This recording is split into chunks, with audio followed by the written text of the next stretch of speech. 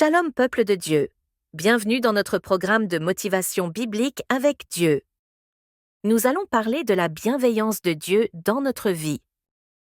Méditation du jour. Dieu fait des merveilles sans nombre. Dieu nous a donné une vie éternelle. Jésus a été envoyé par Dieu dans le monde pour nous donner la vie éternelle. Mais que devons-nous faire pour obtenir la vie éternelle? Suivez le Christ et laissez tout ce qui ne vous plaît pas.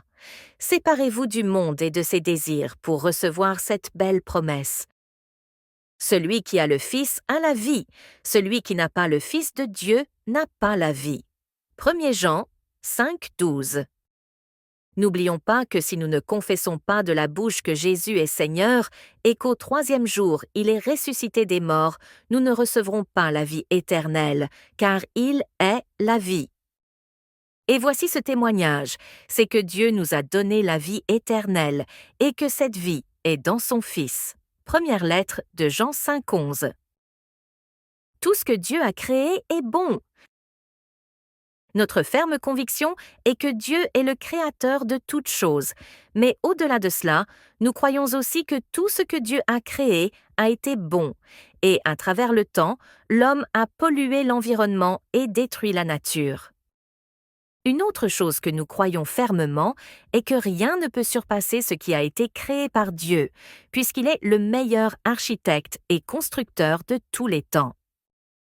Le psaume de David a dit « Quand je contemple les cieux, ouvrage de tes mains, la lune et les étoiles que tu as créées. Qu'est-ce que l'homme pour que tu te souviennes de lui? Et le Fils de l'homme pour que tu prennes garde à lui? Tu l'as fait de peu inférieur à Dieu, et tu l'as couronné de gloire et de magnificence. » Psaume 8, 3 à 5. Il prend de la poussière de la terre et crée une poupée, et avec son souffle, il lui donne la vie, c'est l'homme. La Bible dit « Dieu vit tout ce qu'il avait fait, et voici, cela était très bon. Ainsi il y eut un soir, et il y eut un matin, ce fut le 6e jour. » Genèse 1, 30 et 1. Ce verset est très important pour soutenir tout ce qui a été dit dans les paragraphes précédents, et il est bon que nous comprenions cela parfaitement et que nous puissions l'expliquer au monde. Que sommes-nous que Dieu nous regarde? Tout ce que Dieu a fait a été la plus grande œuvre d'art de tous les temps. Nous remercions Dieu pour toutes ces merveilles, car nous pouvons le servir chaque jour et ne lui rendre gloire qu'en lui. Méditation du jour. Dieu fait des merveilles sans nombre. Notre Dieu fait de multiples merveilles, un Dieu grand et puissant qui nous atteint avec sa grande miséricorde. Il y a de nombreuses raisons pour lesquelles nous devrions rechercher notre Dieu, un Dieu grand et puissant qui veille à ce que nos vies soient prises en charge et prises sur des chemins sûrs. Nos vies doivent être sous le commandement du Seigneur. Nous devons confier nos vies à notre Dieu, puisqu'il est le seul qui peut nous aider dans nos afflictions. Nous serons aidés par son grand amour et sa miséricorde. En raison de la précarité que traversait Job, cet homme devait toujours garder sa vie confiée aux mains du Dieu très haut, car nous devons être fermes en Dieu, peu importe ce que nous traversons. Dans le verset suivant, Job montre pourquoi il devrait consacrer sa vie à Dieu.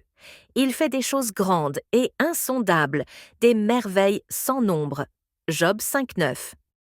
Dieu est grand et merveilleux, sa puissance nous accompagne et nous devons le croire de tout notre cœur, car il n'y a rien d'impossible à Dieu, car il fait des merveilles infinies. Il est préférable d'engager nos vies, car après le processus, nos vies recevront d'abondantes bénédictions. Notre Dieu est grand en puissance, en amour, et sa miséricorde est avec nous tous.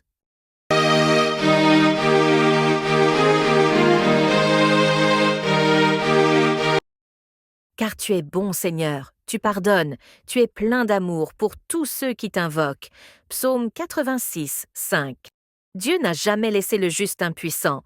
Il n'a pas oublié le mendiant, la veuve, le nu ou l'aveugle. Il sera toujours présent.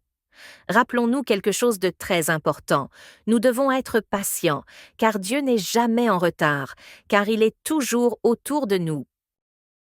Chaque jour de notre vie, nous devons remercier Dieu pour ses réponses à notre égard, car il n'a jamais oublié ses enfants, mais leur répond même dans leurs moments les plus difficiles.